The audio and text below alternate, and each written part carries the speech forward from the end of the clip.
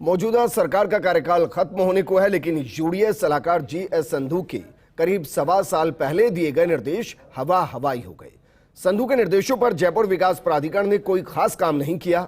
ये तो तब है जब जीएस संधू के निर्देश ऐसी योजना पर काम करने को लेकर थे जिसके विकास से न केवल उसकी परिधि के 300 वर्ग मीटर किलोमीटर क्षेत्र का उद्धार होता, बल्कि जेडीए का खजाना भी भर सकता था।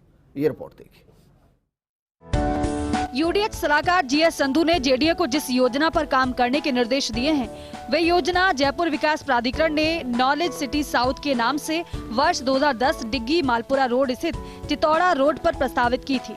इस योजना का उद्देश्य शहर के दक्षिणी इलाके में एक बड़ा एजुकेशन हब विकसित करना था, लेकिन जेडीए ने शुरू में यहाँ कुछ सड़कें बनाई और इसके बाद योजना के विकास का काम ठप पड़ा है। सबसे पहले आपको बताते हैं कि आखिर क्या है ये पूरा मामला। ये योजना 473 हेक्टेयर भूमि पर प्रस्तावित की गई थी।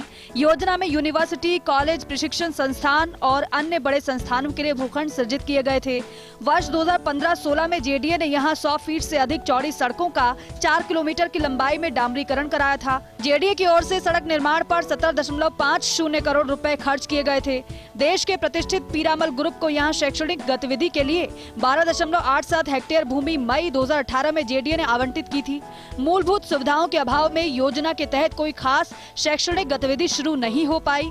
पिछली भाजपा सरकार में मशहूर संगीतज्ञ शंकर महादेवन को यहाँ बड़ा संगीत संस्थान स्थापित करने के लिए भूमि दिखाई गई थी। सांगानेर हवाई अड्डे से इस योजना का सीधा जुड़ाव नहीं होने के कारण ये योजना संगीतज्ञ शंकर महादेवन को पसंद नहीं आई।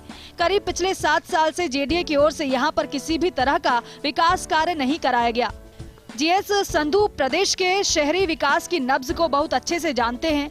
गहलोत सरकार के पहले और दूसरे कार्यकाल में प्रदेश में शहरी विकास से जुड़े अहम पदों पर रहे हैं। जीएस संधू ने पिछले वर्ष 3 अगस्त को जेडीए के कामकाज की समीक्षा बैठक ली थी। इस बैठक में संधू ने नॉलेज सिटी साउथ और उसके आसपास के इलाके के विकास के निर्देश दिए थे।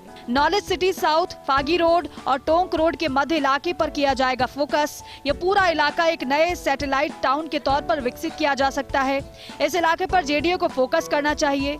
इस कारण ये इलाका जेडीए की विभिन्न योजनाओं सहित क्षेत्र के लिए वरदान साबित हो सकता है। जीएस संधू के निर्देशों पर बैठक में जेडीए के तत्कालीन आयुक्त ने जोन उपायुक्त को शीघ्र रिपोर्ट तैयार करने के निर्देश दिए थे, लेकिन इन सब के बावजूद जेडीए ने योजना को लेकर कुछ खास नहीं किया। इस समीक्षा बैठक के बाद जीएस संधू ने इस पूरे इलाके का जेडीए अधिकारियों से मौका मुआयना कराया। इसके बाद जीएस संधू के निर्देशन में ही इलाके के रोड नेटवर्क के विकास का प्लान तैयार किया गया, लेकिन इस प्लान को लेकर जेडीए की ओर से कोई खास काम नहीं किया गया। नॉलेज सिटी साउथ और आसपास के इलाके के पिछड़ेपन का बड़ा कारण रोड नेटवर्क का अभाव है। टोंक रोड से इस योजना की सीधी कनेक्टिविटी के लिए खुद जेडीए के सेक्टर प्लान में 2 बड़ी सड़कें प्रस्तावित हैं। एक 200 फीट चौड़ी सड़क शिवदासपुरा में चंदलाई बांध के पास से टोंक रोड होते हुए इस योजना को सीधे कनेक्ट करती है। इसी तरह दूसरी सड़क आवासन मंडल के प्रताप नगर के सामने से टोंक रोड होती हुई इस योजना को कनेक्ट करती है। यूडीएच सलाहकार जीएस संधू की ओर से जेडीए को भेजे प्लान में इन्हीं सड़कों के निर्माण की सिफारिश की गई। प्लान में बताया गया कि अधिकतर भूमि सरकारी होने के कारण यहाँ का विकास आसान है। ये योजना अगर एक एजुकेशन हब के तौर पर विकसित होती है तो जानकार सूत्रों के अनुसार मुहाना मोड़ से योजना तक स्थित सड़क के दोनों तरफ के इलाके का विकास होगा। इसी तरह इस योजना से आगे फागी तक के इलाके में भी मूलभूत सुविधाएं विकसित होंगी। योजना के आसपास के इलाके में जेडीए की खुद की आधे दर्जन से अधिक आवासीय योजनाएं हैं। योजना के दायरे में गृह निर्माण सहकारी समिति और निजी खातेदारी की भी करीब 3 दर्जन कॉलोनियां हैं। इस योजना के चारों तरफ 3 दर्जन से ज्यादा गाँव हैं। योजना विकसित होने पर न केवल यहाँ के ग्रामीण युवाओं को रोजगार मिलेगा, बल्कि गाँव का भी विकास होगा। जो एक योजना आसपास के बड़े इलाके के लिए वरदान साबित हो सकती है, उस योजना को लेकर जेडीए की उदासीनता कई सवाल खड़े करती है। यहाँ जेडीए की काफ़ी ज़मीन भी बताई जाती है, जिस पर योजनाएं प्रस्तावित कर जेडीए को अच्छा राजस्व मिल सकता है। कैमरा पर्सन सुरेंद्र सेने के साथ Abhishek Srivastava, first India news, Jaipur.